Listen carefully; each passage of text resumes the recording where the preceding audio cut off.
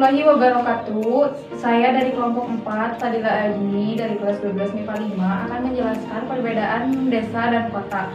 Berikut ada beberapa perbedaan yang mendasar antara desa dan kota.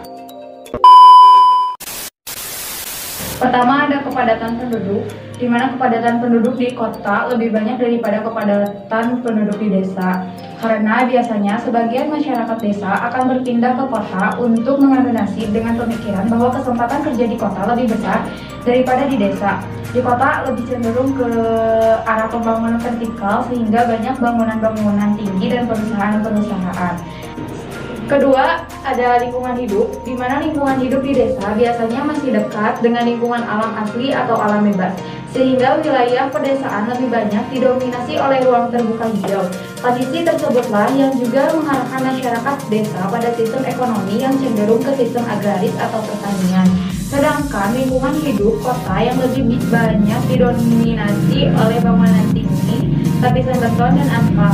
Hal tersebut berpengaruh pada keberhasilan udara dan suasana yang dihasilkan. Lalu yang ketiga, ada sistem perekonomian, di mana perbedaan sistem perekonomian di desa dan di kota menyangkut aspek mata pencaharian masyarakatnya. Sektor perekonomian primer yang berkembang di desa seperti pertanian, perkebunan, kehutanan, perikanan, hingga peternakan. Sedangkan tingkat kepadatan penduduk dan kurangnya ketersediaan lahan di kota mendorong sektor perekonomian sekunder seperti industri dan sektor perekonomian tersier seperti jasa lebih berkembang di kota.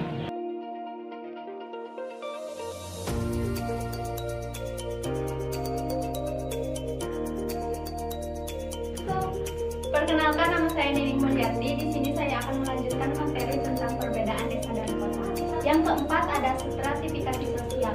Di desa, masyarakatnya cenderung terlihat sama, sedangkan di kota, masyarakatnya mencolok antara yang miskin dan yang kaya. Yang kelima, ada corak kehidupan.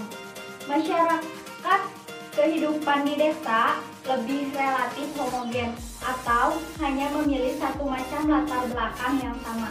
Sedangkan di kota, cara kehidupannya lebih bersifat heterogen atau bermacam-macam yang berasal dari latar belakang yang berbeda pula. Yang keenam, ada pola interaksi. Masyarakat desa cenderung memiliki hubungan kekeluargaan dengan masyarakat sekitar maupun dengan tetangganya.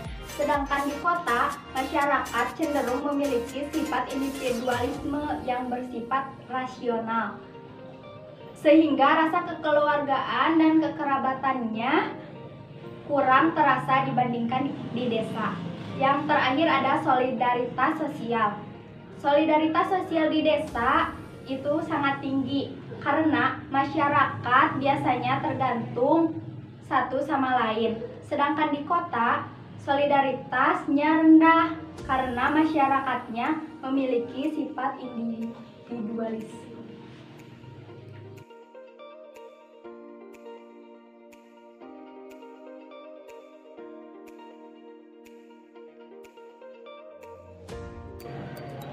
Saya Salsabila. Di sini saya akan menjelaskan mengenai wilayah zona interaksi menurut R. Bintarto. Yang pertama ada city. City yaitu identik dengan kota atau pusat kegiatan. Kota adalah tempat semua aktivitas manusia berkumpul dan menjadi jari utama perpusatan ekonomi. Yang kedua ada suburban atau subdaerah. Perkotaan adalah wilayah yang lokasinya dekat dengan pusat kota. Wilayah suburban menjadi tempat tinggal para pelalu atau pekerja yang melakukan mobilitas setiap harinya ke kota. Yang ketiga ada suburban plain, adalah wilayah yang melingkarkan wilayah suburban. Wilayah ini merupakan daerah peralihan antara kota dengan desa. Yang keempat, urban plain atau daerah perkotaan terluar, yaitu wilayah batas terluar suatu kota dengan ciri sifat mirip dengan wilayah kota kecuali ibu kota.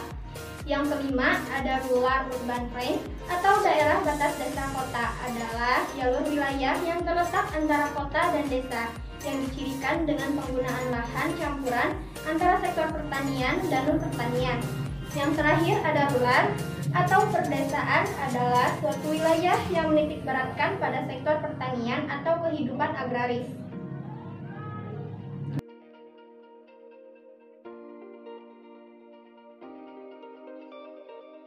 Saya Delia Fatimah akan menjelaskan interaksi desa dan kota. Interaksi desa dan kota adalah proses hubungan yang bersifat timbal balik antar unsur-unsur yang ada dan mempunyai pengaruh terhadap perilaku dari pihak-pihak yang bersangkutan melalui kontak langsung, berita yang didengar atau surat kabar sehingga melahirkan sebuah gejala baru, baik berupa fisik maupun non-fisik. Interaksi desa dan kota dapat dilihat dari beralihnya mata pencaharian masyarakat desa dari agraris ke non-agraris. Munculnya pengelaju karena didukung oleh sarana transportasi yang memadai, perdagangan hasil pertanian dan industri, dan kemajuan di bidang pendidikan. Interaksi kota dan desa sangat menentukan pola persebaran masyarakat desa dan kota. Di sini saya juga akan memberitahu manfaat interaksi desa dan kota bagi kota.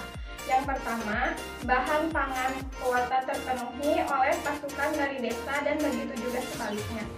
Yang kedua, tenaga kerja tercukupi dari penduduk desa. Yang ketiga, produk dari kota dapat disebarkan ke seluruh pelosok desa. Lalu, dampak positif interaksi desa dan kota bagi desa. A. Teknologi pertanian menjadi meningkat. Pendidikan di desa semakin maju. Sarana dan prasarana transportasi meningkat. Produktivitas desa semakin meningkat dengan hadirnya teknologi tepat guna kualitas kewirausahaan meningkat. Yang terakhir, koperasi dan organisasi sosial semakin berkembang.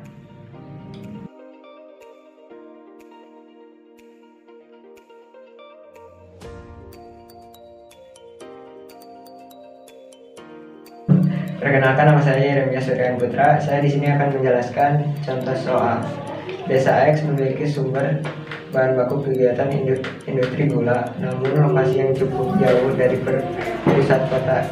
Itu dibangun industri yang berjarak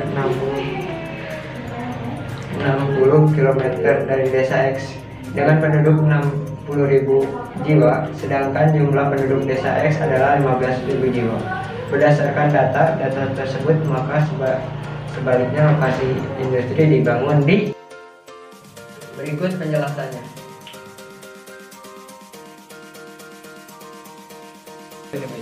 Jadi lokasi optimal pembangunan industri adalah pada 20 km dari Desa X yang memiliki jumlah penduduk lebih sedikit.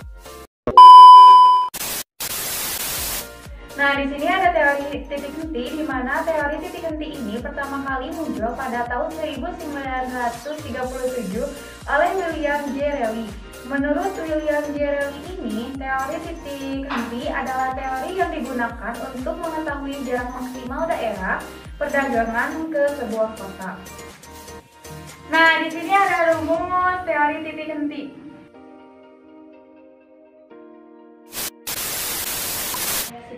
Sekian penjelasan dari kelompok kami. Mohon maaf atas segala kekurangan dan kesalahannya. Wassalamualaikum warahmatullahi wabarakatuh.